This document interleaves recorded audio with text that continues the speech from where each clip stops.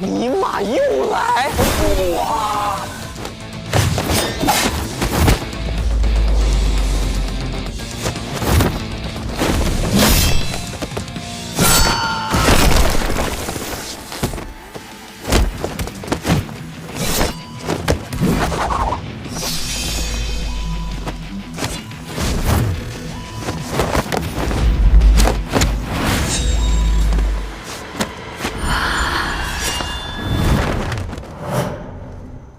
宝宝，可别轻敌啊！对方可是刮骨刀下河，它可以激发人的原始冲动，让人不断沉沦。全信就是这般搬弄人心。反应挺快嘛，可惜你现在还不是我的对手。姐姐，你好厉害啊！全信果然是很酷很有个性的。那当然。 他可是全信4张皇之一，刮骨刀下河。放我下来，放我下来！可以，不过不许再冲过去了。嗯。哎，你们谁是这辈子不识相的？哎呀呀！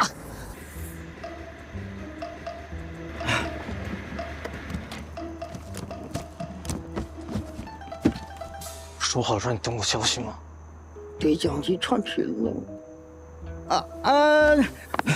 你们忙你们的。站住！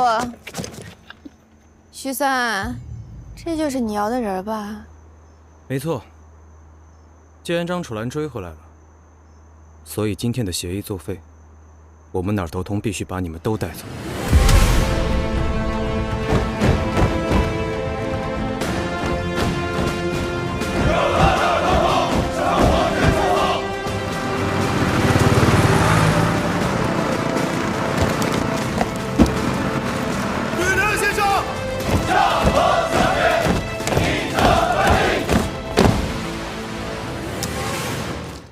这么敬业，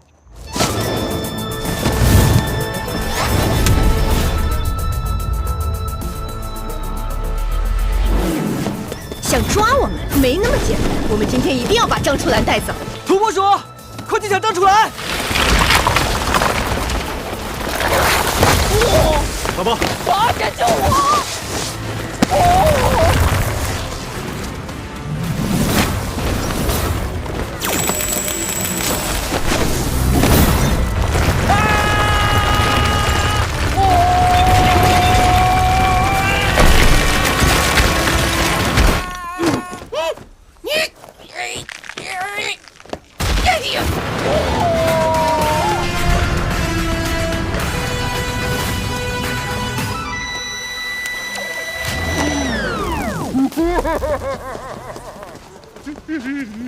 是谁在管我事？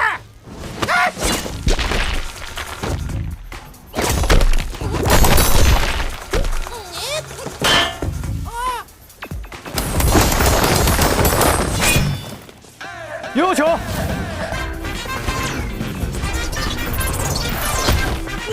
哇！刘良。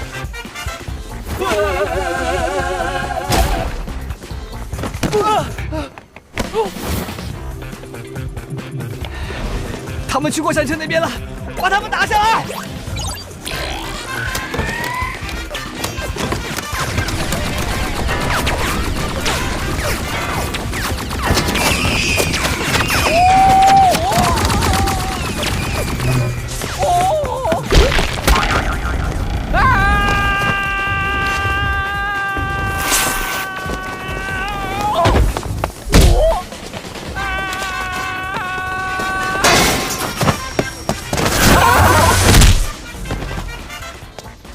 接到！你别乱扭啊！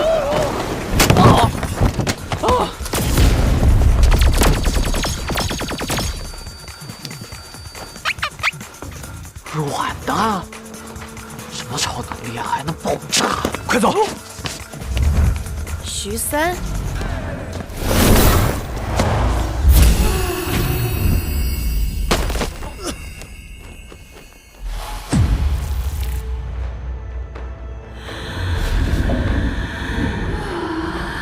徐三呀，中了我的刮骨刀，看你怎么办！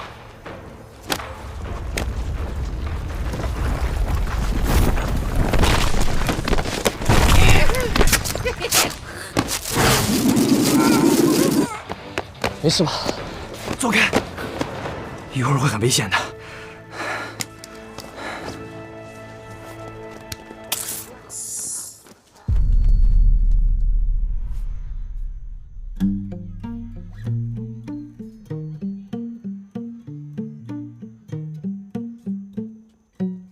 一张普通人的脸，不起眼是我特点。一颗石头镀层金也能够很耀眼。这就是刮骨刀啊！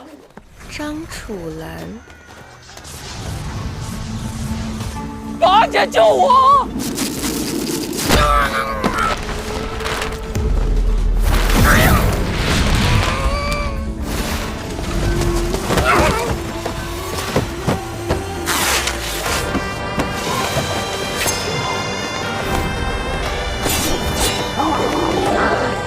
撤！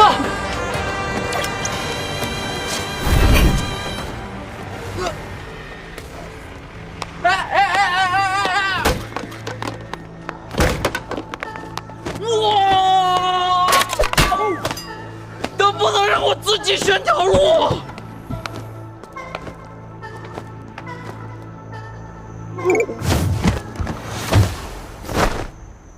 能不能系个安全带？也太早睡了。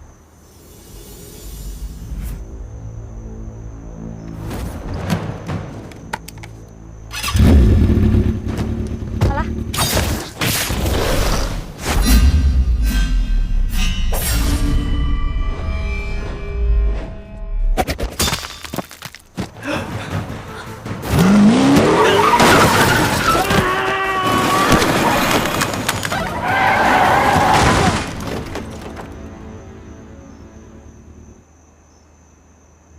我都说了，戴安全带很重要。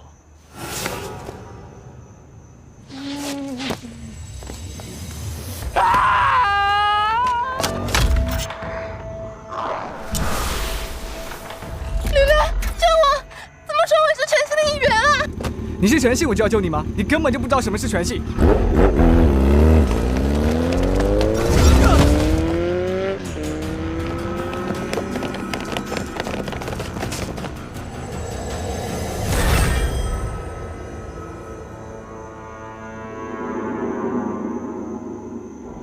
宝儿姐，你来了。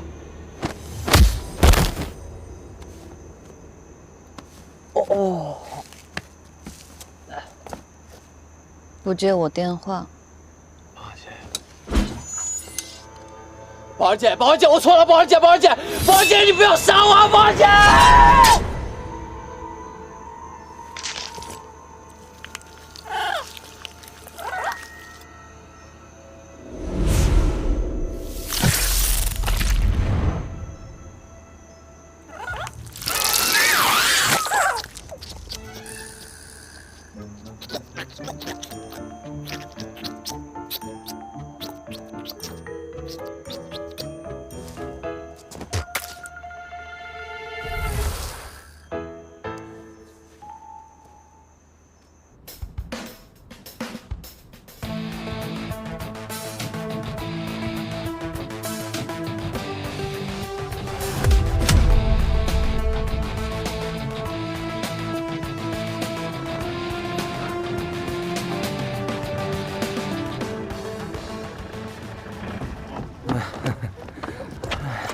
！Sir，那哪个药不好使啊？那是他药用的不够。三儿，我都跟你说了，夏荷没那么好对付，让你别掉以轻心。现在好了，老实了吧？爷爷说运气是会流转的，坏到极致就会变好，都是屁话。我哪有什么好运气，只会越来越差，根本没有人看上我。那个柳妍妍，明明知道她身份是假的，却还存有侥幸心理。因为这个才丧气的吗？那倒大可不必，因为没有人的运气会一直差下去的。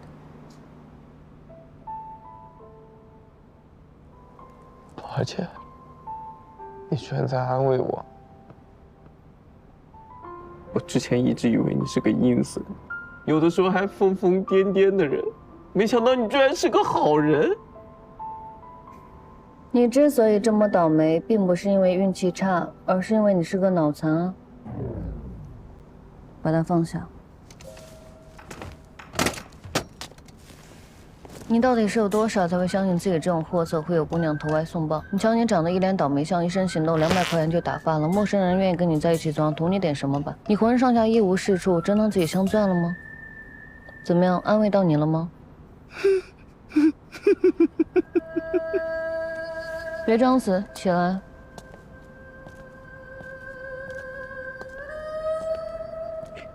可是，这里是个快递公司啊！起来，带你见一个人。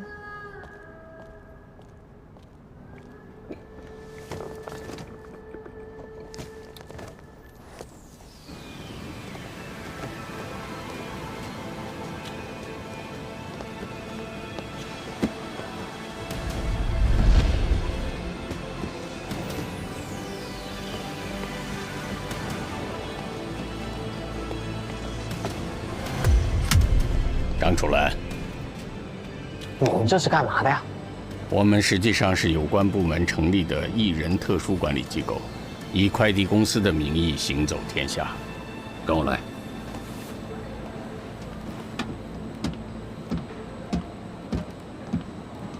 那抓我的那些人呢？他们又是什么人啊？全信和我们一样，都是身上有着异能的艺人，但是又和我们不一样。身为艺人，他们又不愿意承担自己的责任。责任？艺人比常人多了一份力量，也就多了一份责任。他们看到的只是自己，但我们艺人要遵守不能影响普通人的原则。我们要防范这些逞艺人之能、妄图凌驾于普通人之上的家伙，就像全信这种。我们要尽最大的努力维护艺人世界的稳定。我们作为艺人管理机构，表面上我们输送快递，实际上我们负责清理那些艺人中的败类。我们更重要的使命是保护普通人世界不被艺人影响，不给这个世界增添裂痕。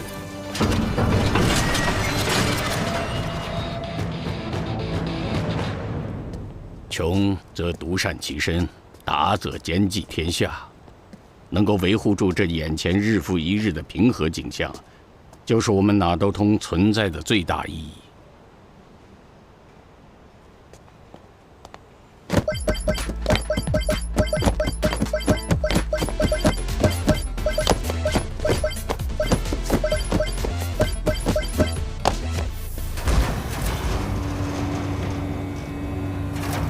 这么复杂？安全第一。来吧，楚岚，带你进来看看。宝儿姐，你不去吗？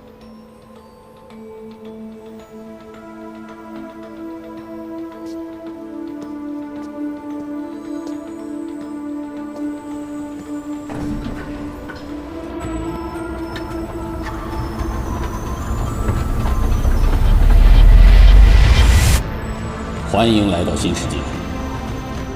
你现在已经身处在全世界最顶尖的科研机构。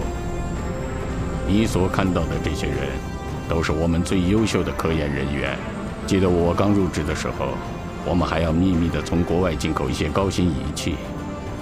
经过这些年的开发研究，这些设备我们已经全部都可以自主生产了。以前我们是向国外取经，经过这些年的努力，有很多国家已经开始向我们学习了。我们基于我们的民族文化，在这条高新之路上，已经走到了全世界的前沿。可是哪都通不是个快递公司吗？你说的没错，送快递只是我们的副业，你现在看到的才是真正的哪儿都通。自我介绍一下，哪儿都通路北大区负责人徐翔。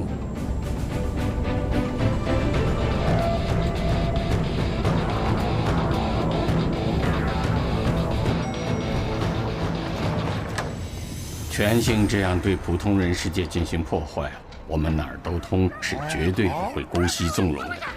对于逃跑的全性之徒，我们已经发布了抓捕令。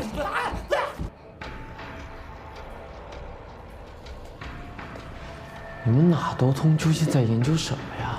公司研究的课题很多，宇宙、时空、能量、生命，但最核心的只有一项，那就是艺人的起源。艺人的起源？楚岚，你也是个艺人。您可别乱说，我跟你们可不一样。不只是你，你爷爷是艺人，艺人也是人，也没有三头六臂。你见过没有认出来的艺人，远比你以为的要多。而我们判断一个艺人的标准，就是看他能否使用一般人无法调度的一种能量。这种能量，古代人管它叫做气。这种特殊的能量可以转化为超越常人的能力，也就是异能。我们研究的就是气的起源。那你们找到答案了吗？你听说过暗物质吗？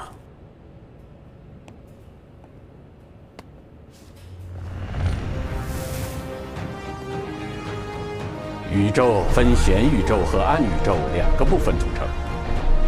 我们所处的显宇宙只占整个宇宙部分的15%，而剩下的85%的暗宇宙，则是由暗物质组成。暗物质是人类现阶段科研还未曾了解的宇宙能量。但是经过我们的研究发现呢，在显宇宙和暗宇宙之间，存在着能量形式的物质交流。这种能量就是暗能量，在我们国家的传统文化里，其实很早以前就有了，就是气。您不认识我，我也不了解您，你就把这么多秘密告诉我，我怕我传出去啊！你是想把我关在这个地方一辈子？张楚岚，我代表拉都通，正式邀请你加入公司。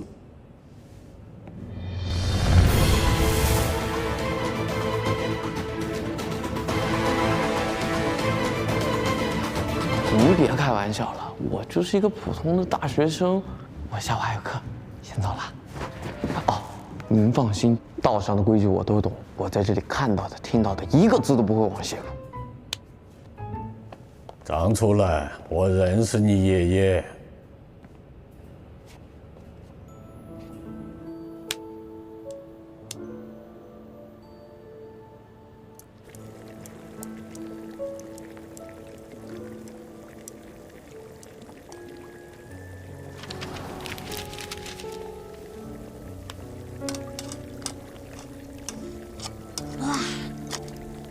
老爷子，你的第一代身份证啊，该换了。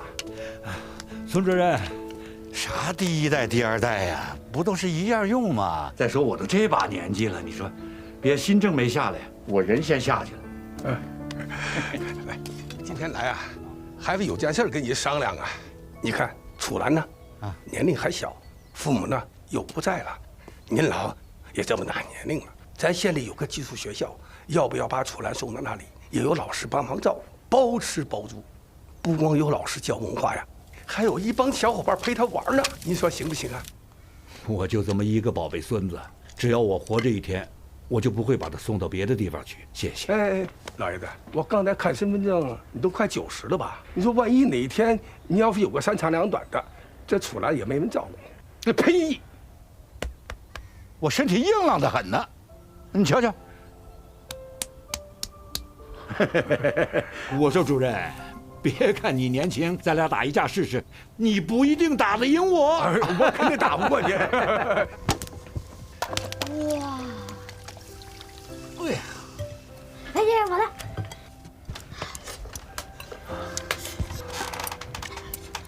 川，爷爷刚才教你怎么生火做饭，都学会了吧？啊，学会了。好。爷爷啊，有点事儿啊，要出门，提前呢把3个肘子给你做好了，你每天呢拿出来热一个来吃，啊。另外爷爷跟你说，有2件事很重要，你记得了吗？第一件是不能试试使用武功，第2件是保命的时候可以用。好，可一定要记住了。吃吧。那爷爷，您什么时候回来啊？等你把3个肘子吃完了，爷爷就回来了，啊。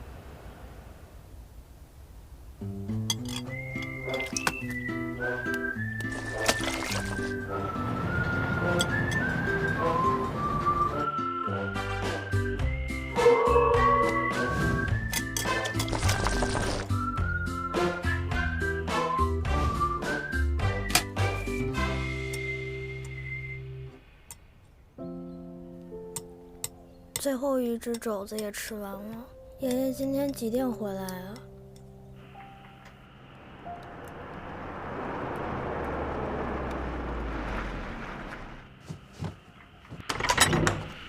爷爷，爷爷您回来了！爷爷。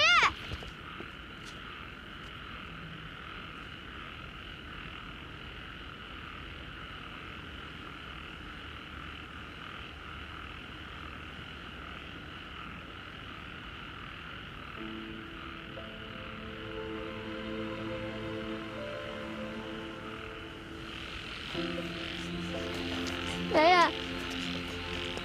你怎么了？爷爷，你怎么了？爷爷，你醒醒！爷爷，你醒醒！爷爷，早点回家！爷爷，哎呀，爷爷，爷爷，我想醒了，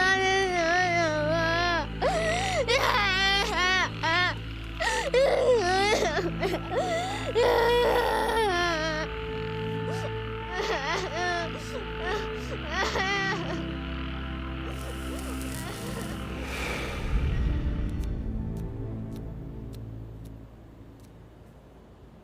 既然您跟我爷爷认识，那您能不能告诉我，我爷爷是怎么死的？这个事情呢，我真的没有办法回答你。不过可以告诉你，你爷爷的本事是啷个来的。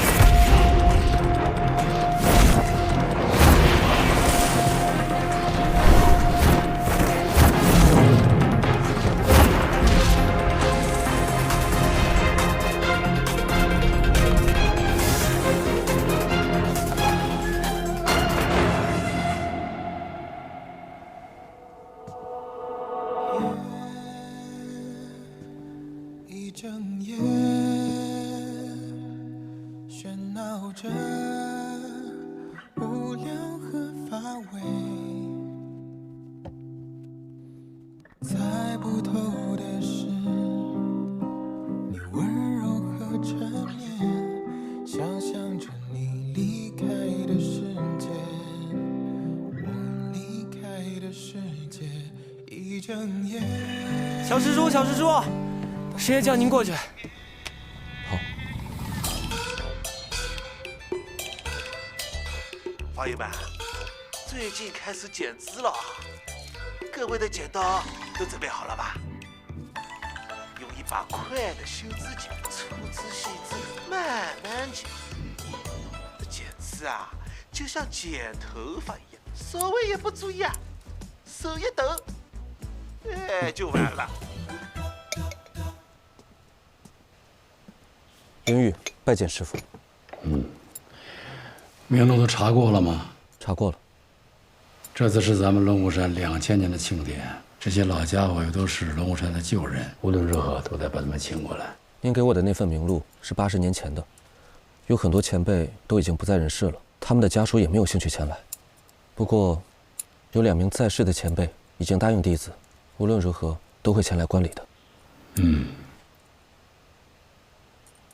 师傅，这一份名录上面有一个被划掉的名字，弟子怎么查也没有查到，应该是龙虎山的前辈之一，张怀义。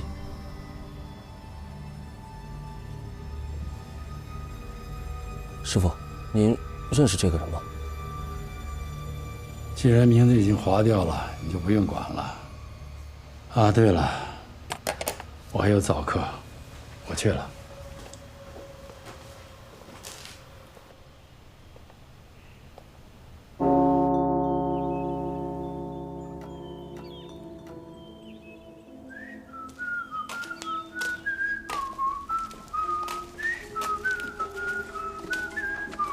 黑不黑呀？也不开灯。小灯，开灯。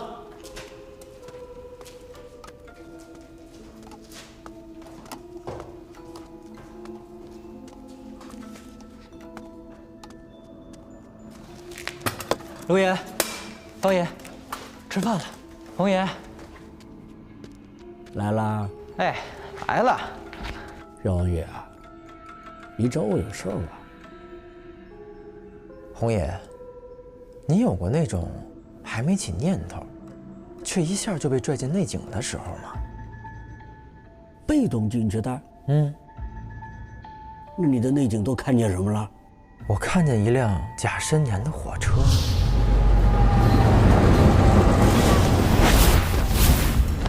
上面还有一个我从来没见过、满脸是血的年轻人。甲申年，甲申之乱，甲申之乱，甲申之乱又来啦！你怎么了？滚！吴爷，哇！哇！嘿，可真快呀！柳妍妍是吧？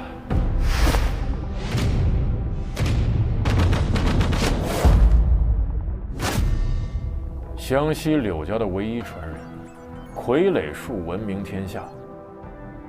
几个月前，你老爸找到我们，说你离家出走了，让我们帮忙找人。但他做梦也没想到的是，你竟然加入了全兴。关你屁事！我对他们了解是不多，我对你们了解倒是不少啊。打着快递公司的幌子，专门找艺人的麻烦。我看见你们这副嚣张的样子，就觉得不爽。你叫徐四是吧？等我出去了，我一定投诉你。你搞清楚，现在是我在问你话。告诉我全兴这次的行动目的，我就放你走。我不告诉你，又能把我怎么样？谁让你进来的？出去！你问你的，让他听就是了。你好歹也是湘西柳家的后裔，全兴到底有什么好值得你这么去维护他们？湘西柳家怎么了？我们的傀儡术早就应该消失在这世上了，就为了什么狗屁传承，非要我继承下来。从小到大，我唯一的朋友就是傀儡，除了家里人，我就没接触过别的活人。他们说，傀儡术未成之前，不许我接触普通人。好啊，所以我15岁之前，我一次门都没有出过。可等我彻底学会傀儡术之后，他们又让我像个普通人一样，让我老老实实的过日子，不许我使用能力，不许我控制傀儡。那我这15年来到底在干嘛？我去质问他们，他们说这是为我好。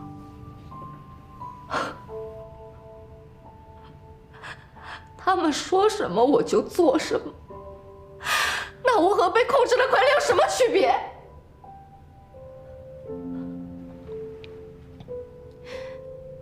艺人使用异能有什么不对？你问我全兴哪里好？他们没什么好，就是让我觉得自在而已。丫头，你想要自由自在是吧？那不要规矩的后果，你做好承担的准备了吗？能够承担异能带来的责任和力量，这才是艺人该有的规矩。规矩也好，原则也好，不都是你们定的吗？把全兴说的跟过街老鼠一样，我看你们才是真正的地痞流氓。抓你是在救你，全兴没有规矩，也不讲原则，那其他艺人对待全兴自然也就不再讲原则了。全兴的仇人不计其数，一旦全兴的门人落入任何人手里，任凭怎么惩治，都不会引起他人的非议。小子，你干嘛？刘爷爷，你说你不喜欢家人管教，觉得像受控制的傀儡一样，所以才离开了家。我10岁那年就没家人了，我一个人生活，一个人吃饭，一个人对墙说1天的话。可我张楚岚都没觉得惨，你惨什么呀？我就想平平淡淡过完这辈子，哪怕是混吃等死。我就这么一个小小的愿望都被你给搅黄了。如果不是因为你偷了我爷爷尸体，我本来可以平凡的过完这辈子。告诉我，全心要我爷爷尸体干嘛？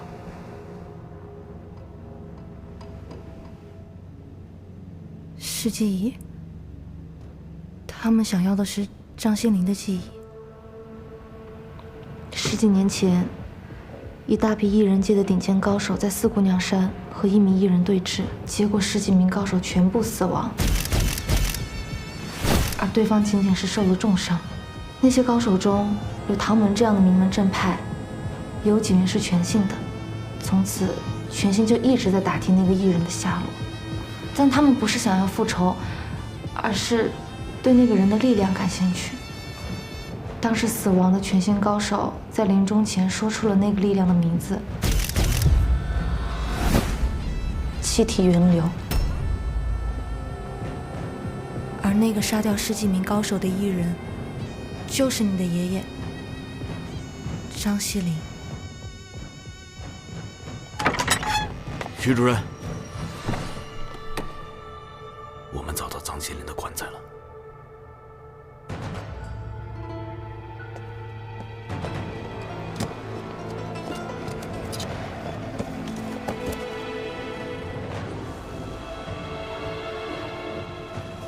打开。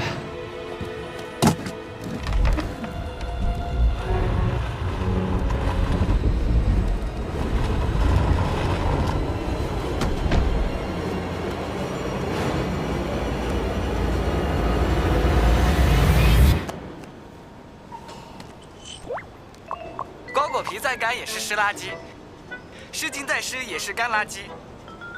我们用的东西是垃圾。张西林的尸体我们已经用完了。有件事情特别困扰我，张楚岚，你说你爷爷现在属于干垃圾还是湿垃圾呢？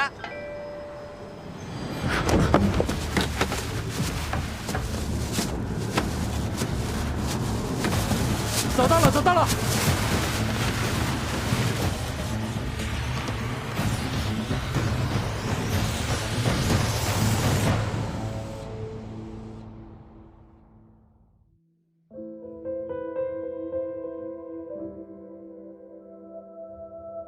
楚岚，不管遇到什么困难，一定要扛住，不丧气，要忍，忍，还是忍。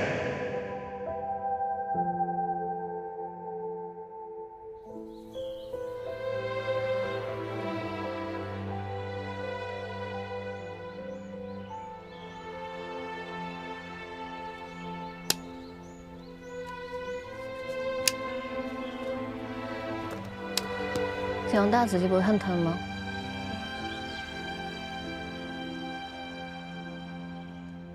那你告诉我，我应该怎么做？你不应该打自己，应该找到那些伤害你的人，打他们才对。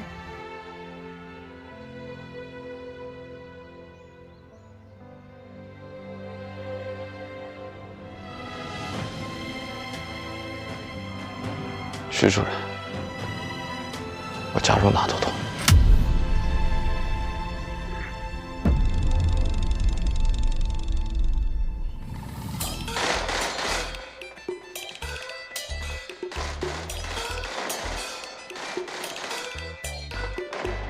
有锯吗？给我来把锯。好。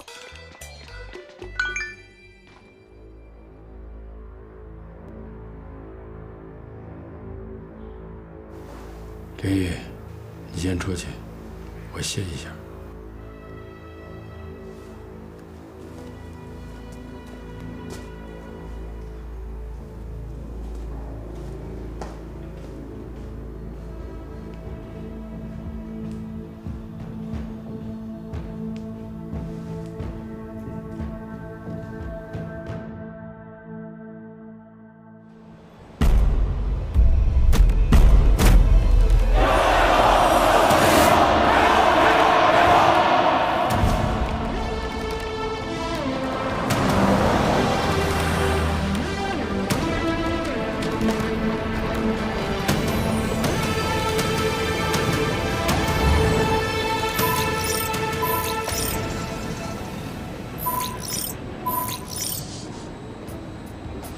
里是入库区，在这里接受订单、检查货品之后才能分配入库。你的工作很简单，按这个就可以了。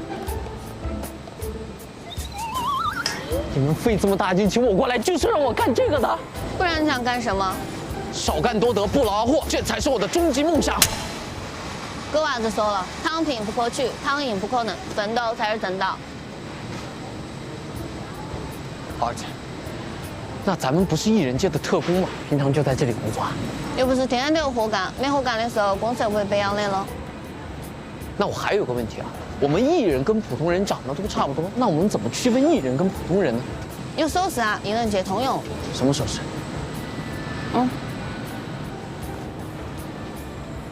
这么简单啊？才学会啊！宝宝，出点事儿，你跟楚岚过来一趟。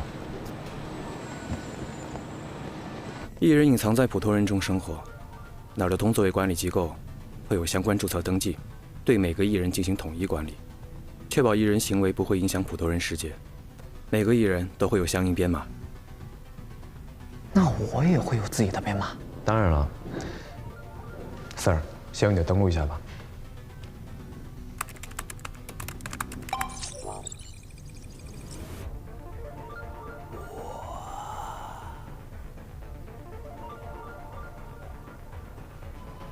斯卡，好友真多啊！跟你说正事呢。前几天，全信终于将你爷张锡林的尸体还回来了。可就在刚刚，他们把你的资料在网上发布了，所有艺人都能看得到。他们曝光我干嘛呀？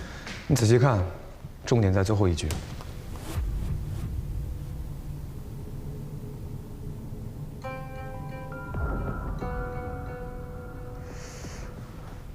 这个气体源流我倒是听柳妍妍说过，不过它到底是个什么呀？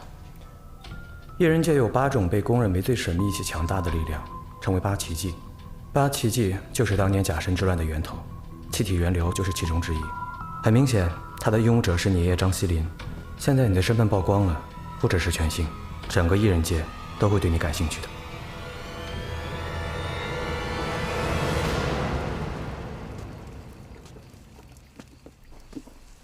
老天师，您怎么还没睡啊？老天师，哎呀，这都几点了？你是不是要学我不睡觉？小青子、小雨子，你们先出去。是。师弟啊，我也睡不着，过来找你喝杯酒。师兄，你这是？怀疑的，他人不在，但龙虎山总得给他留个位置。也是啊，师父收了那么多的徒弟，咱们3人的关系最好了。若不是他惹出这般祸端，我也不至如此。咱们3人在这龙虎山几十年到今日，岂不快活？这杯敬你。你身体虽然这般状况，却谨记师父的教诲，这许多年都没有轻生，转眼你我100岁有余啊！这都是修行的福报。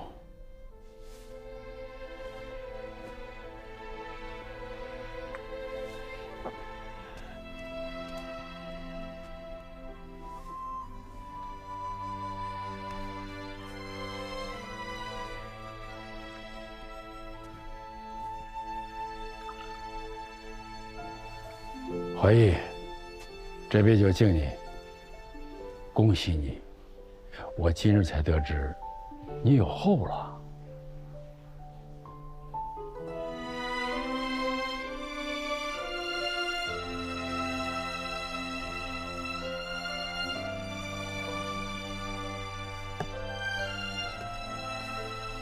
他要还在就好了。这么多年来，怀疑四处引你，化名成了张锡林。唉，最后只留下一个孙子，叫张楚岚。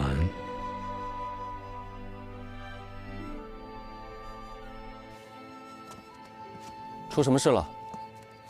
哎呦，凌玉呀，你可来了！这师傅跟师叔在里边喝酒都喝2个小时了，还没出来。叫人也没人应，我这担心的很。师傅最宠你了，要不你去看看？师兄，你是怕闯进去之后被骂，所以才叫我过来顶包的吧？哎，臭小子，你说什么呢？我是那样人吗？咱们都是亲传弟子，分什么你我？快去，去，快点！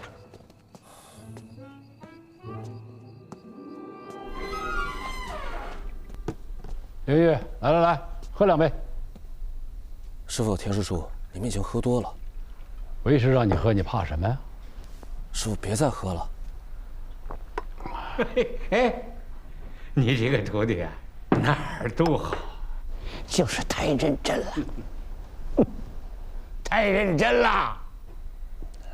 师傅，田师叔，你2位的话，弟子怎么越来越听不懂了？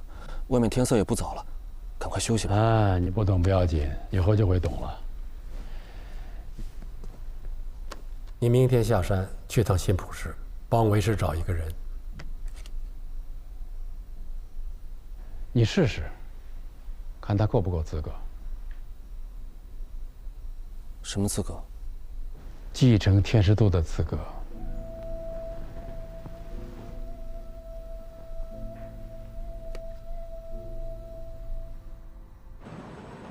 这里的智能机器这么多，为什么非要我来凑人头啊？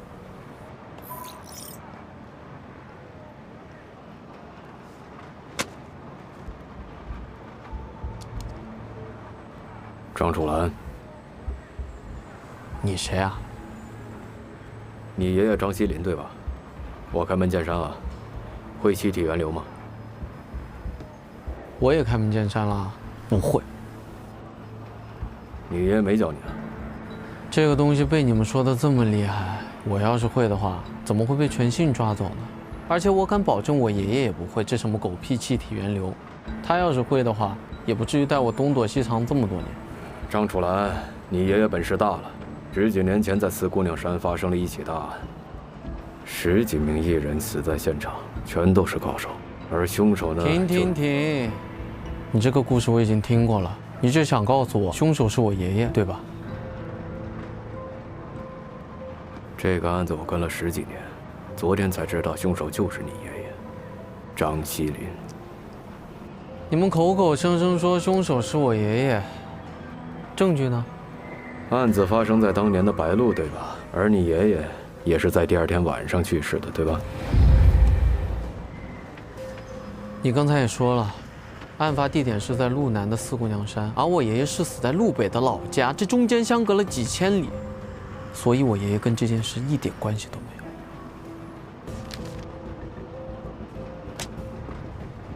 你看一下，这些都是我对案子调查的复印件。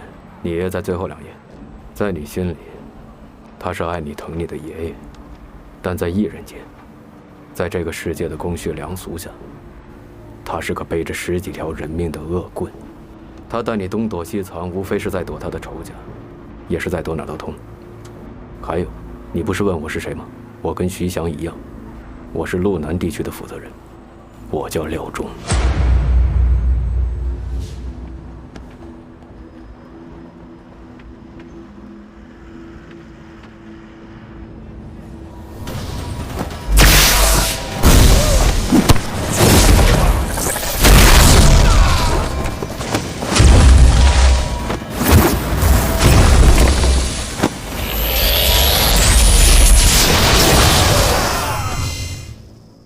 你看，张锡林死前竟还以一己之力灭掉10几位高手，但还是没有看到这些记忆中有关气体源流的线索。这得慢慢来。还得等多久？一辈子的记忆，谁知道张锡林什么时候用过气体源流呀？我尽快吧。可我的3年之期马上就到了，我这边很快就能成功。气体源流是解开假身之乱秘密的关键，到时候你的东西出不来，全县那帮老家伙肯定不会放过我。这是你的事情，戴掌门。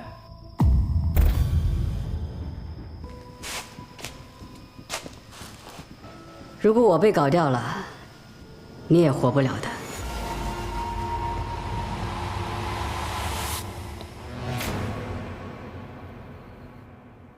在你心里，他是爱你疼你的爷爷，但在异人间，在这个世界的公序良俗下，他是个背着10几条人命的恶棍。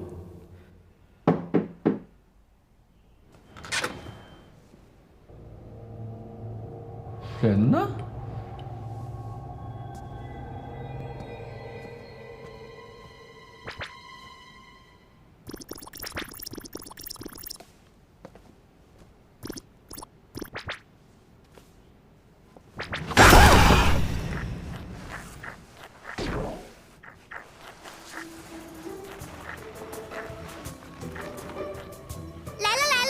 我的娃娃就是效率。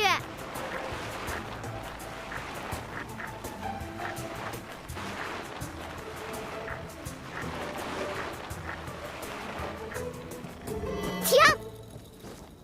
我看看，我看看，这个传说中的张楚岚长得什么样儿？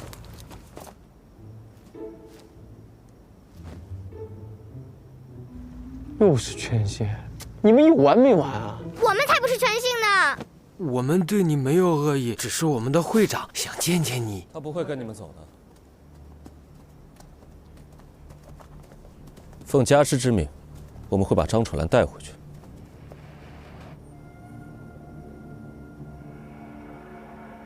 抢生意，知不知道先来后到啊？哎，怎么了？我说错了吗？他们可不是一般的艺人，这下难办了。3个道士，大晚上的 cosplay 啊！我告诉你们啊，我呢就只是一个普通的大学生，我明天还有课，先回去了。小师叔，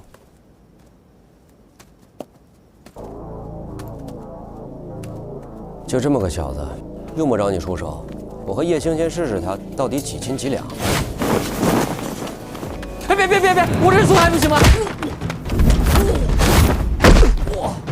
来真的！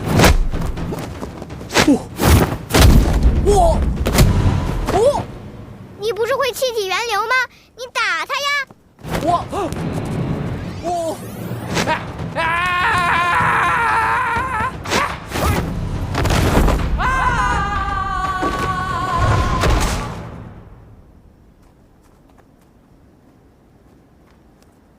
小师叔，我们要不要继续？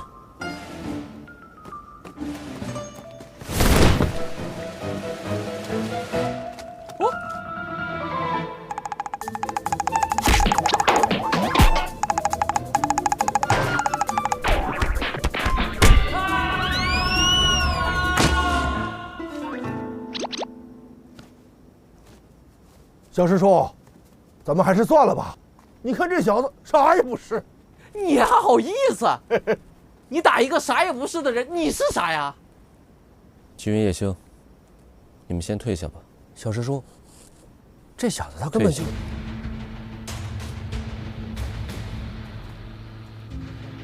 哦，你又要干嘛？真不知道师傅为什么会看上你这样的人。早说呀！你师傅看上我了。你师傅多大？叫什么名字？改天我去拜访拜访他。张楚岚，你闭嘴！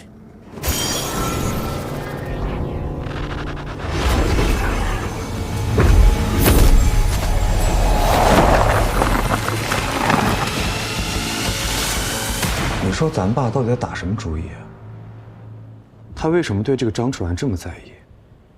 公司招人这种事，他向来是懒得管的，现在居然要亲自负责张楚岚，难道他也在打什么气体源流的主意？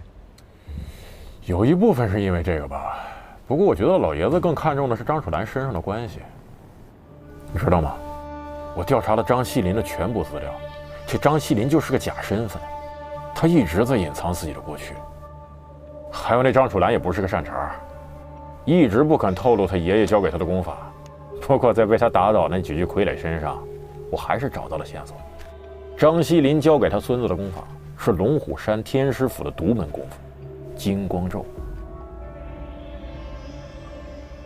这个张西林难道是？他肯定跟龙虎山有极深的渊源。你也知道他，全姓那帮孙子，对外散播张楚岚就是气体源流的继承者。现在的张楚岚就是个唐僧肉，不知道有多少异人势力都想上来咬这么一口啊！据我所知，现在有所行动的就有天师府和天下会两家。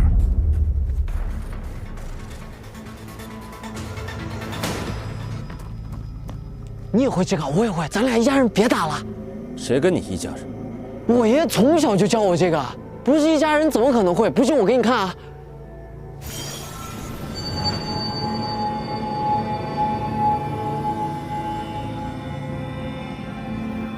你到底是什么人？为什么会龙虎山的金光咒？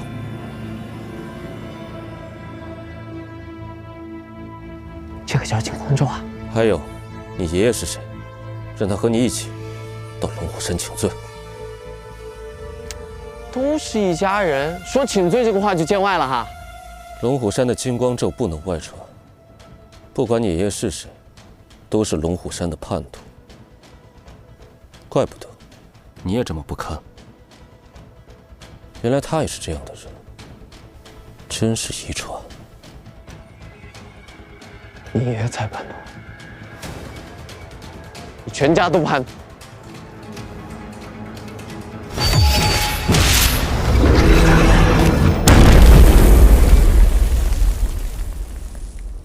小蛇说：“下手重了点吧，师爷不是叫咱们。”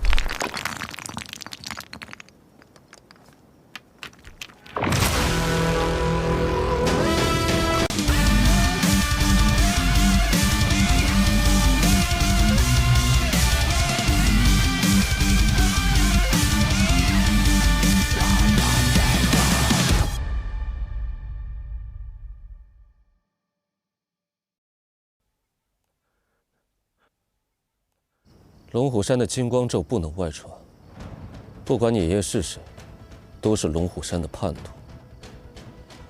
怪不得你也这么不堪。原来他也是这样的人，真是遗传。你爷爷才叛徒，你全家都叛徒。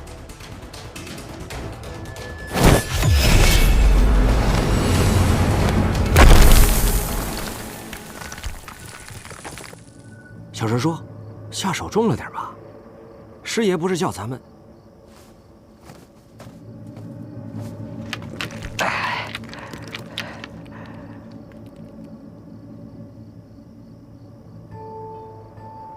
出来，无论何时，千万不要在任何人面前显露你的本事。可是爷爷，你教我练功，你得告诉我什么时候能用啊？什么时候能用，爷爷说不好。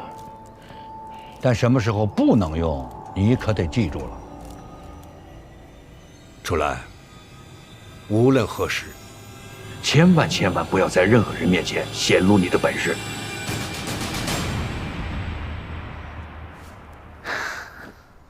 可是爷爷，是你天天逼着我练功，要是你不让我在别人面前使，我真的不想练功夫了，又累又不能用。出来。其实你心里怎么想的，爷爷都懂。可这都是爷爷造下的孽，不得不让你学这些东西。爷爷，您造什么孽？听爷爷说，咱们张家本就是江湖中人，这个江湖上的所有牛鬼蛇神，都是天不怕地不怕的。他们唯一最怕的，就是跟他们太过不一样的人。你要是太坏，他们就灭你；你要太怂，他们又踩你；你要是太好或者太强，他们又不放心。你只有跟他们差不多，他们才可能安心地接受你。我们张家的功夫为什么不能够外传？就是一旦外露，你在别人的眼里就成为异人了。到那个时候，就会对你欲杀之而后快。木秀于林，风必摧之。没办法。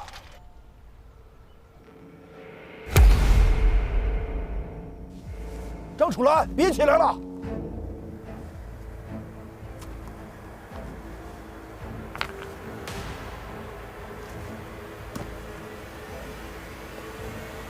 爷爷，起来，接之类，调出体内金光，天地玄宗。天地玄宗。万气本根。万气本根。广修浩劫。广修浩劫。广修浩劫。正神通。来啊，打！废什么话？跟我打，你也配？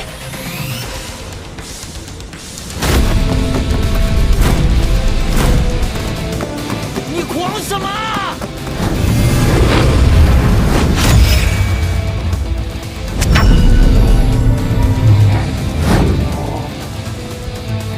以气化象。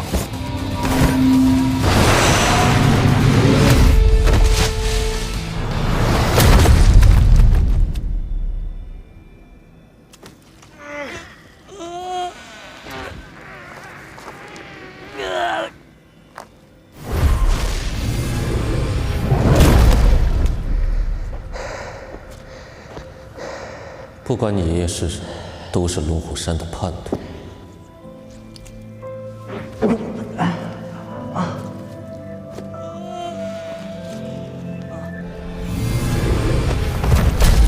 而那个杀掉10几名高手的异人，就是你的爷爷，张西林。在你心里，他是爱你疼你的爷爷，但在异人间，他是个背着10几条人命的恶棍。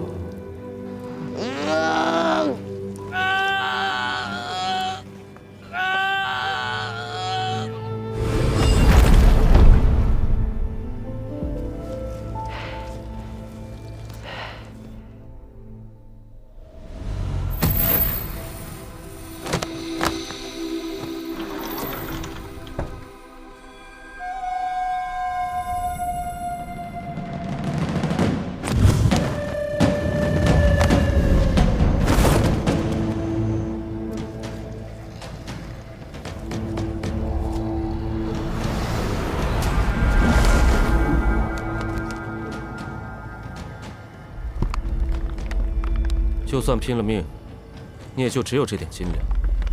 我不知道你爷爷是怎么偷学到金光咒的，不过我绝不允许你这种来路不明又没有力量的人玷污天师府的山门。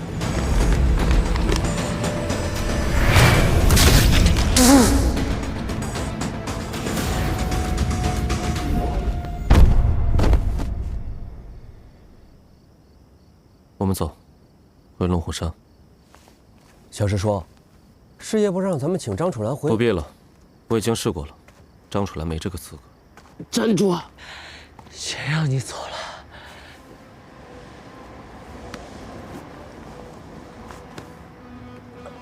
张楚岚，你就别再站起来了，小师叔不会再对你出手了。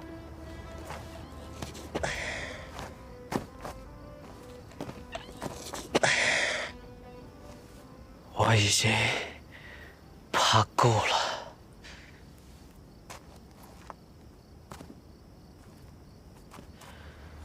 这些年，爷爷一直让我隐藏自己的能力，让我不要出头，因为我在普通人眼中是个异类。我藏得真的很辛苦。老实说，当我知道异人消息的时候，我真的很开心。我以为我不用怕在阴暗的角落里活着了，我以为我可以找到了自由、轻松活着的世界，轻松面对的人群。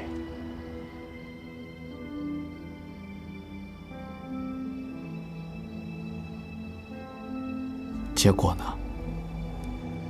因为一个什么破气体源流，我在你们异人眼中还是个异类。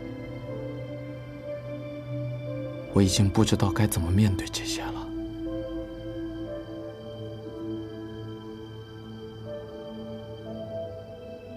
遇上你们之后，我就没有发生过一件好事。我现在只想好好的大闹一场，来，继续啊！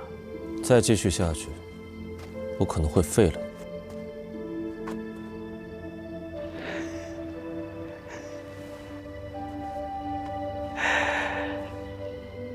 那就试试看啊。好，那我满足你。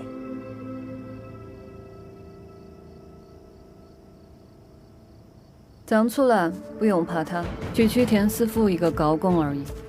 做了姐的奴隶，以后就不用再隐藏或者逃避了。不想再爬着活，那就站起来，从今以后堂堂正正的活下去，把找你麻烦全部都打飞。冯宝宝，你也来了。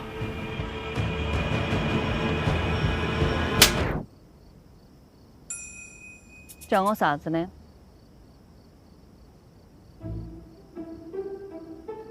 宝儿姐，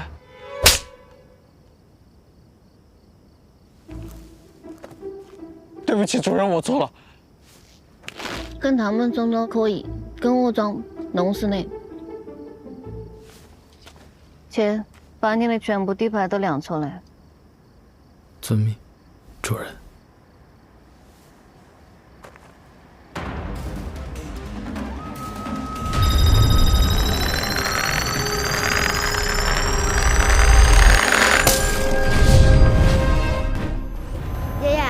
你看我这金光够亮了吧？不用再天天逼着我练了吧？差远了，还早呢。爷爷为什么让你练金光？它不过是个基础。如果金光达不到一定的程度，接下来你没办法学爷爷教给你的东西，真东西，知道吗？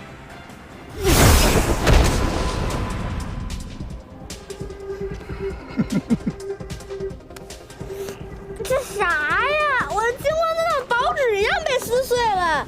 这人类能掌握的力量，你要是学会了这个，这将是你最强战力。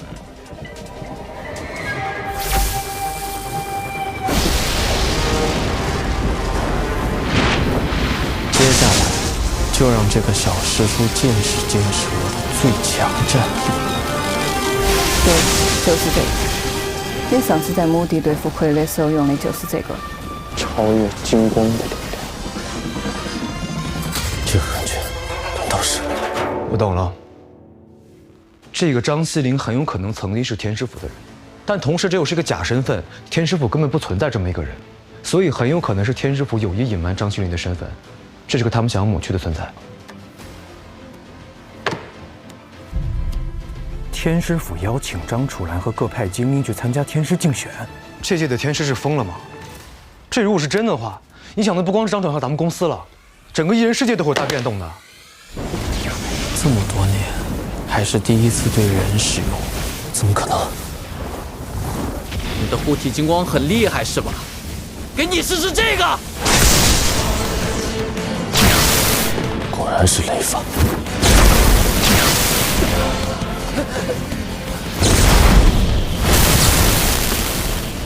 张楚岚会金刚咒也就算了。他居然会雷法，可他的雷法跟小师叔的不一样，摆设更像老天师亲传的。不可能，小师叔是老天师的关门弟子，当然传给小师叔了。而且雷法不能偷学，你忘了？怎么样，小师叔，你的金光要撑不住了吧？认输吧，在众多弟子之中，只有少数强者被人称之为高工，而在这些高工里，也只有极少数人才能学到雷法。而且，就算他们再精进，也没有任何资格传授给别人。千年以来，能够传授别人雷法，也只有天师府的天师一人。而且，雷法只会传授给最有可能继承天师之位的高工弟子。哎，那这就更不对了。如果他的爷爷是有可能继承天师之位的高工的话，我们怎么没听说过张西林到底是谁啊？给我！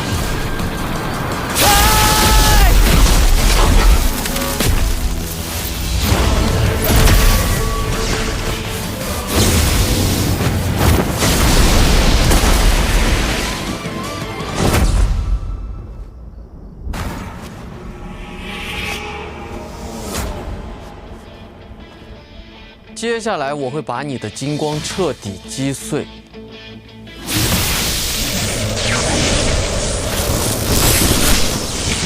小师叔，你会很没有面子哦。掌心雷诺。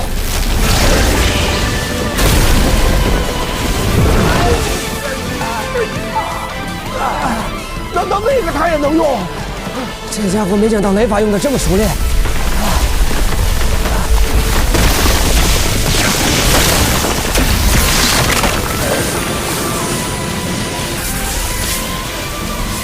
又是一样的地方。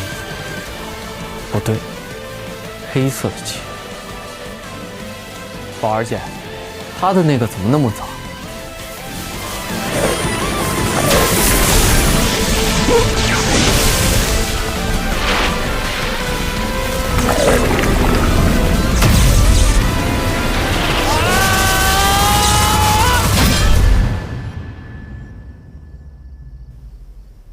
别慌，姐找到你。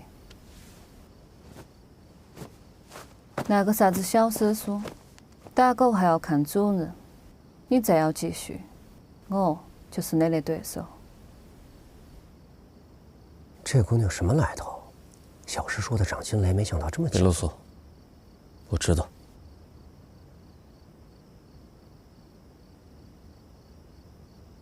张楚岚。 我现在代表龙虎山天师府正式邀请你，参加2个月之后龙虎山的艺人演武大会。这场比试会公开选拔下一届天师继承人。张楚岚，你的资格被承认了。你有毛病啊！我有什么资格需要你认可啊？你难道不想知道，你爷爷为什么会天师府的功法？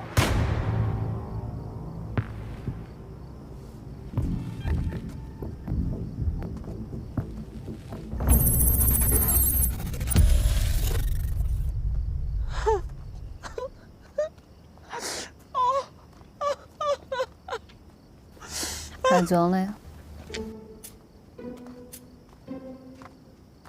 不好意思啊，这么多年装习惯了。哎，宝儿姐，你说我用了异能，是不是就是异人？那我明天是做回普通人呢，还是做个异人呢？当然是做异人了。不好吧？你们异人界这么凶险，我有几条命才敢混你们圈子啊？今天也是因为你在我才有这种底气。宝儿姐，对你我可是无条件信任的。 信任？啥子是信任？信任？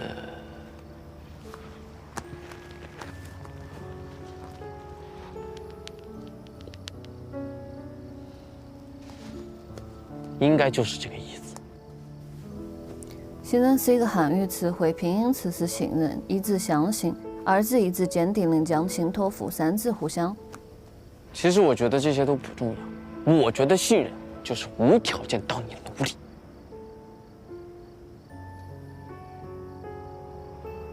你刚才使那个是啥子？金光闪闪的。那个小师叔说叫什么金光咒？来，给主人照个亮。不用了吧，我又不是手电筒。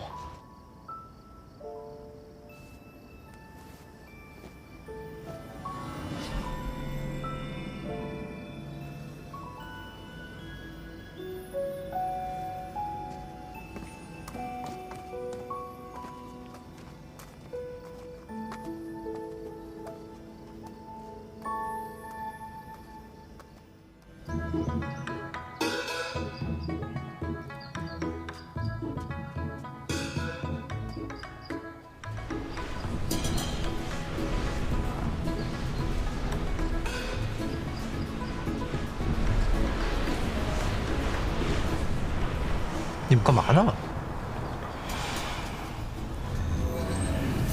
王上校，你不知道吗？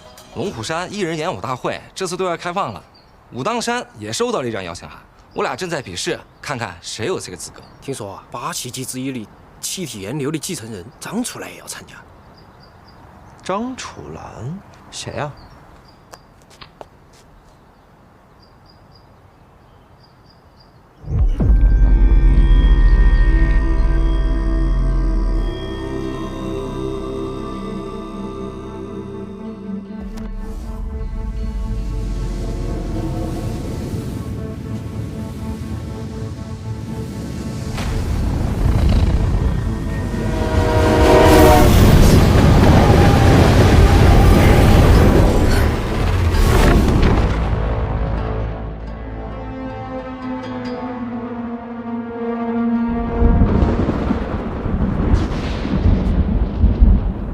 王爷，你认识我？你终于来了。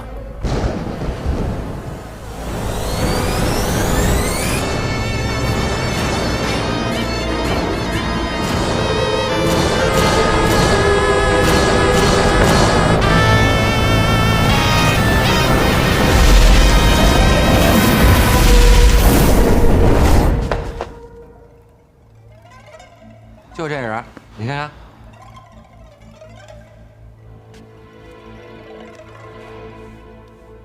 太师爷，小王爷，太师爷，这一人演武大会，我也想去试试，能不能把这个名额给我呀？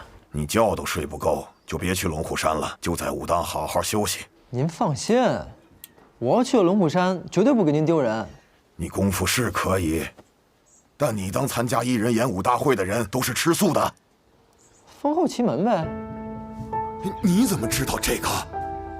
封后奇门不是咱武当的功夫吗？是武当功夫，这没错。可你知道一人界有多少人惦记这门功夫吗？甲申年间围攻武当山，是我哥周胜和洪师兄、方师兄他们拼了命才守住的。后来，世人都以为这门功夫失传了。如果封后奇门再次现世，武当必遭灭门之灾呀！太师爷，现在不兴明抢暗偷那一套了。人性到什么时候都是一样的。你回去吧。龙虎山乃道教名山，72福地之一，素有道都之称。天师曾于此山炼成9天神丹，丹成而龙虎现，故名龙虎山。说的再这么天花乱坠，不也就是座山吗？我又不修道，我去那干嘛呀？手机上的东西是给普通人看的。龙虎山上有一场艺人之间的比试，叫艺人演武大会。过去只是龙虎山上内部的较量，但这次成了公开赛，最后的胜者可以继承天师之位，得到天师度的传承。天师度是什么？马上到了，到了再说。宝儿姐，我们这是去哪儿啊？很多年前，公司花大价钱购入了一栋别墅，徐主任在那里住过。我向公司申请了，我们过去住几天。别墅，徐主任住的。宝儿姐，你这是要带我去度假呀？可以这样说。那还等什么？开快点啊，宝儿姐！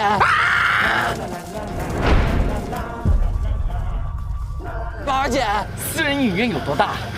哎，游泳池是不是临湖的那种啊？再不行的话，总该有个私人健身房吧？到了。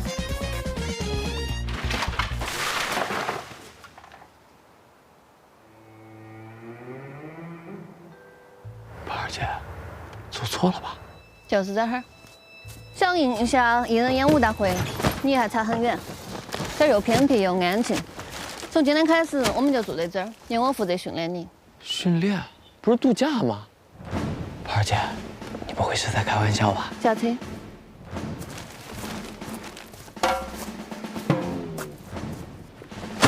我告诉你，你可能没理解，这1个月的时间你归我了。宝儿姐，不是我不想训练，上次你也看到了，就算那个小师叔再怎么厉害，我全力以赴还是跟他斗了个旗鼓相当，惜败而已。旗鼓相当？那个道士只用了3成功力，他才4你。真的假的？那这样的话，那就更不用练了。反正我再怎么练也打不赢他。走吧。你不是说想知道你爷爷的真相吗？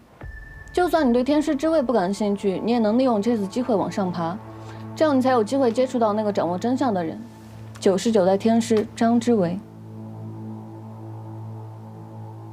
别墨迹。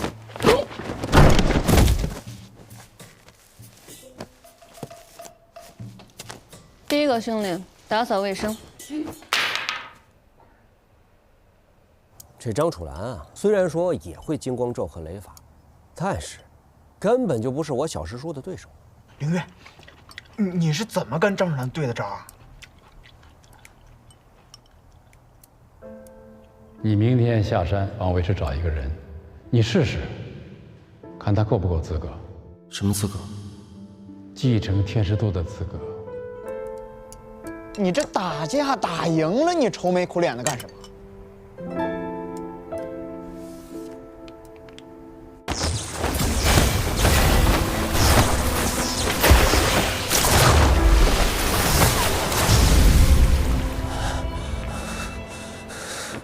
元宇，回山几天了，怎么来见我？师傅，一人演武大会马上就要开始了，我也得抓紧练功，不给咱们龙虎山丢脸。那我也不绕圈子了。你觉得张楚岚怎么样？他的功夫稀疏平常，不过金光咒跟雷法确实是源自我们龙虎山的。那你觉得他人品如何？这个我也不太清楚，但总觉得他有一些油滑，我不喜欢他。人活的目的不一定是为了讨人喜欢。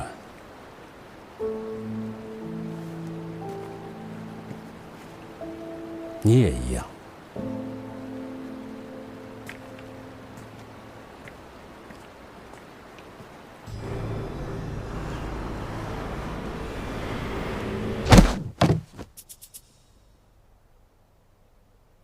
你打我干嘛？气沉丹田，气要上行。你搞反了，再来。哎，你再让我生气了！运气是基本功，你连运气都不会，怎么跟其他艺人打？再来。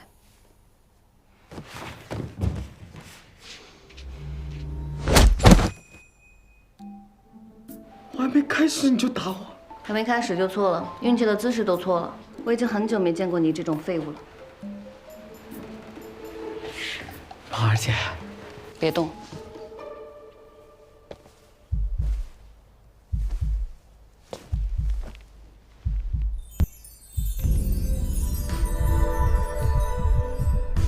别说话。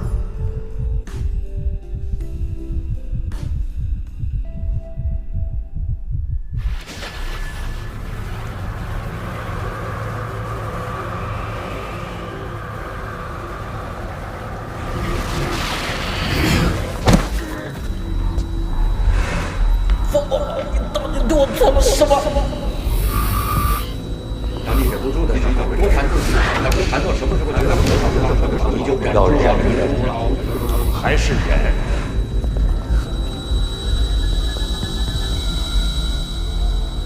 出来，爷爷老了，不知道还能陪你走多少年，以后就是你一个人。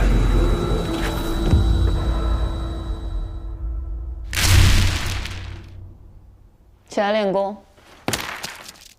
风宝宝，你有没有人性啊？我都晕倒了，你还要我练功？你那个不是晕倒，刚才我传了一个功法给你，方法已经印在你脑袋里，剩下的就是按照方法多加练习了。真的，好像脑袋里突然多出了很多新奇的方法。你的金光咒和雷法虽然都是不错的功法，但是短短1个月的时间没法让你的实力飞跃。试试我这个。你这个功法叫什么？我自己管它叫老农功。老农功，这么奇怪的名字。风宝宝，你干嘛？干嘛？去冲凉啊！我还在这里呢，你知不知道什么叫害羞啊？害羞？啊，确实，好像其他人也说过这样做也害羞。比起这个，你该练功了，快！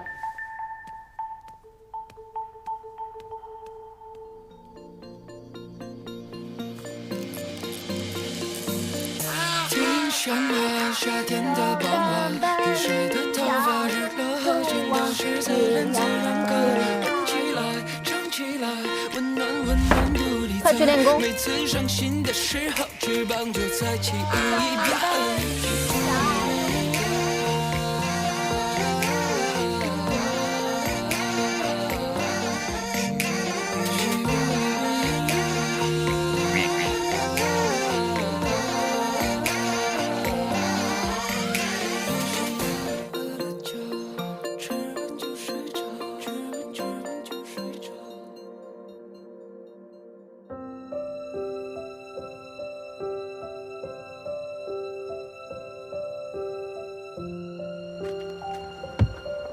看什么？赶紧练！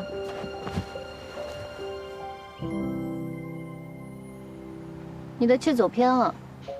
你怎么知道？为什么你的气老是走偏？几次都是这样，苏总是不由自主的往下流。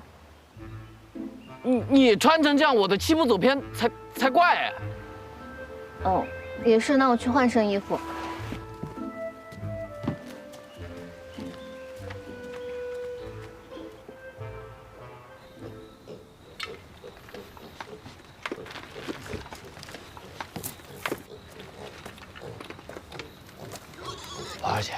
还会喂猪啊？我会啊，挖洋芋、吹黄豆、割麻子，这些我都会。宝儿姐，你这么能干，小时候经历过什么呀？你要不告诉告诉我呗？我没有经历过啥子，以前的事我都忘了。别那么小气啊！这样，我拿我小时候的事情跟你分享一下。我随便跟你说个事儿，小时候啊，有几个大我几岁的男孩想欺负我。那个时候我又不能用意的，怎么办？我就气场全开，把他们吓得屁滚尿流。而且我跟你说，在我气场全开的时候，连院子里的知了都不叫了，应该也是被我的气场所震慑住了。后来还发生了啥子吗？当然有了，后来那次更好玩。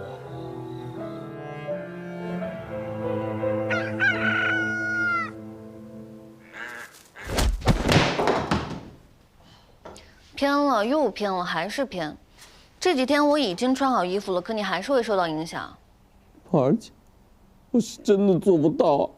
运气的时候先要静，你的心思太杂了。每次运气快要成功的时候，你的注意力总是会分散，始终差着最后也是最关键的一步。静治沙的存在原本是为了让你保持专注，但现在反而成了你的阻碍。青人这个男生真是麻烦。我也不想这样，这难道怪我吗？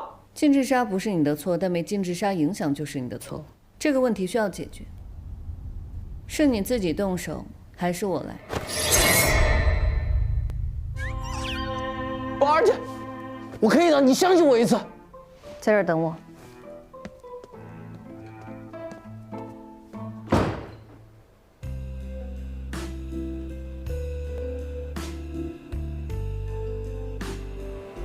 宝儿姐，什么情况？你过生日？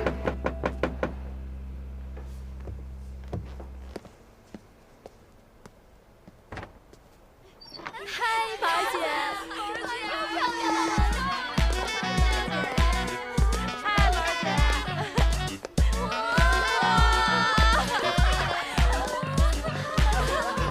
太可爱了吧 This is 小萌、甜甜、晶晶、涵涵、Lisa. We were all friends of Xu Si and came especially to our party. You guys get to know each other. 还真挺帅的。这就是我跟你们说过的张楚岚。最大的缺点呢，就是母胎单身至今，感情白痴。各位主动一点，优质纯情小帅哥，先到先得。那既然是派对，我还是按照正常流程先介绍一下我自己，怎么样？我叫……还介绍什么呀？你所有的信息啊，我们都知道。来嘛，走啊！来，快坐下，坐这边。听说你在海外上学对吧？你读的是贵族学校。贵族学校。好厉害！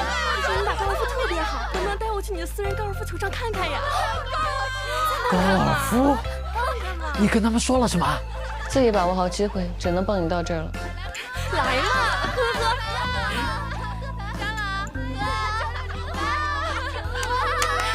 太可爱了。这么小鸡耶！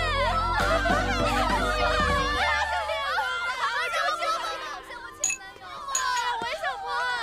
来，摸了吧。还有香鸡。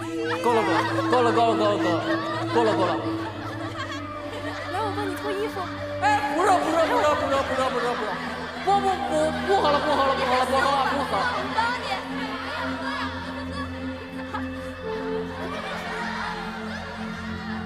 冯宝宝，把我当什么了？你是个脑残，你瞧你长了一脸倒霉相，你到底是有多傻才会相信自己这样的货色会有姑娘投怀送抱？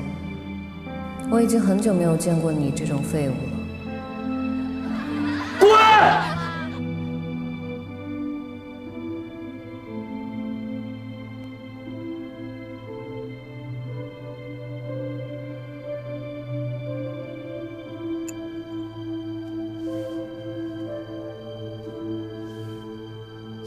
脾气这么大，你谁呀你？就是，要不是你姐求着我们来，我们才不稀罕来呢。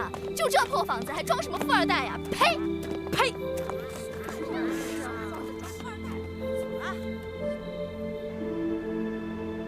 窝囊废，没人要的废物。原来在你们眼里我就是这样的。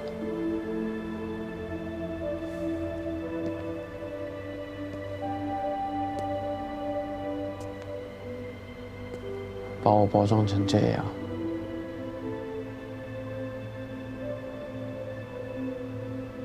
但其实，在你眼里，我还是个没有人喜欢的废物，对吧？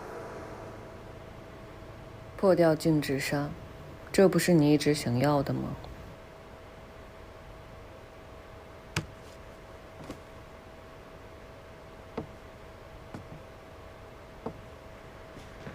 冯爸爸，这场主仆游戏结束了。你说什么？之前我爷爷一直让我隐忍自己，那是因为他不想让我踏进艺人的圈子，所以我才听我爷爷的，隐忍了这么多。现在我已经暴露了，隐忍也没有意义了。而且我发现，我越当孙子，你们就真把我当孙子。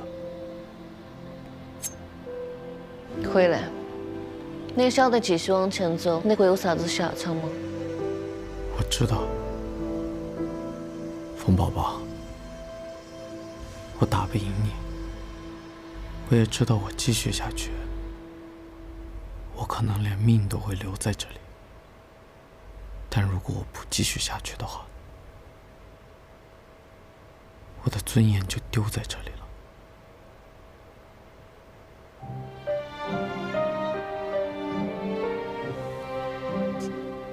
我觉得这比要我命更可怕。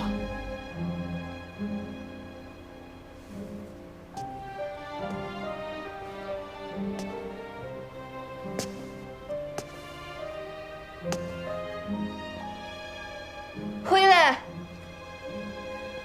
回来！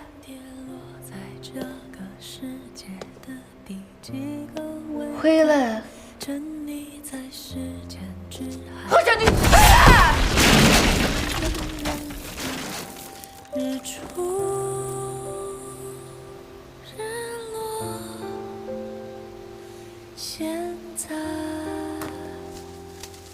为何？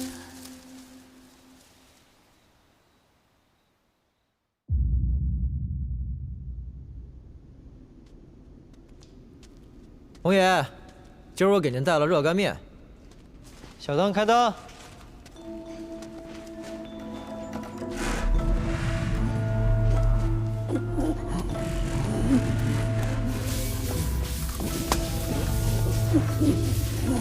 红爷，您怎么了？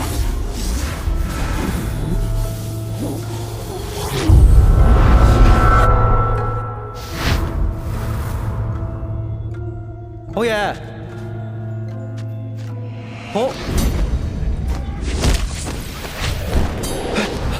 不用躲，那是没散尽的影子，伤不了。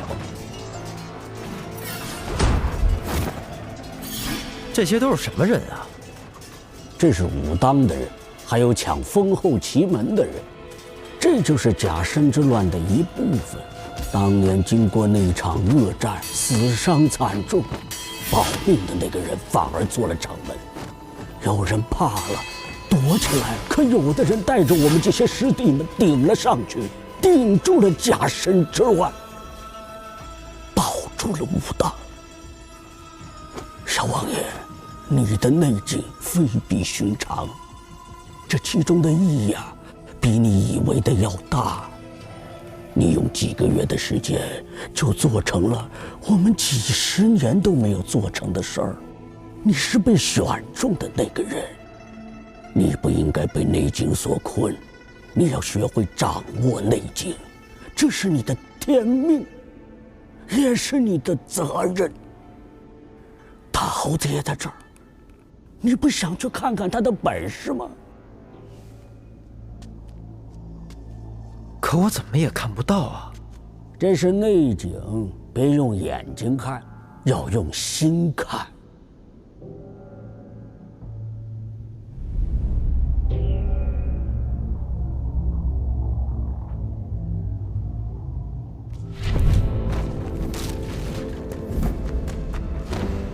几十年了，所有人都误解了你，又有几个人能真正的理解你？别光看，用心学。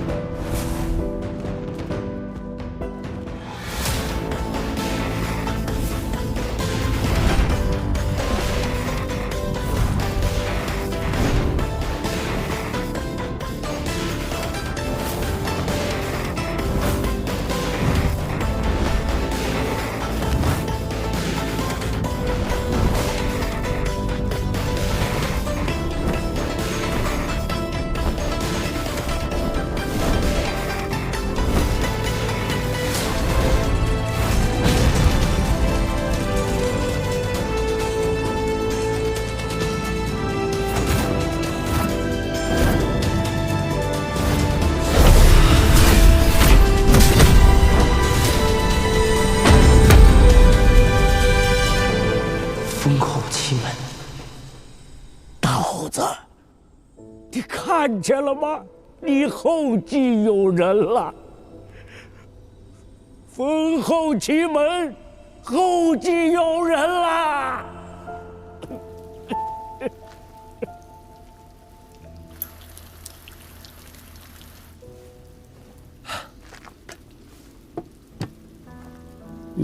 热干面，侯爷，几十年没吃了。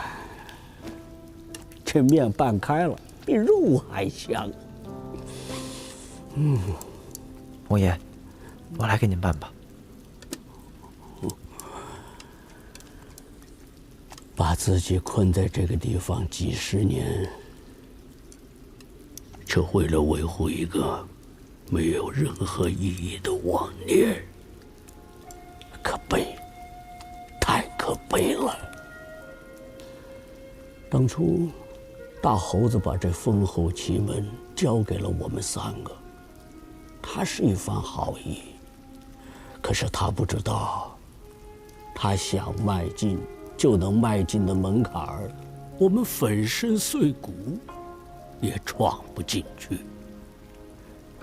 直到看到了你，我才明白，都因为我们执念太深。小王爷，你没有得失心，随时能够从内井里跳出来。封后奇门在你这儿，这才是本事。帮大猴子守了这么多年，直到什么也抓不住的时候，我才悟透了这样一个道理：放下才是得到。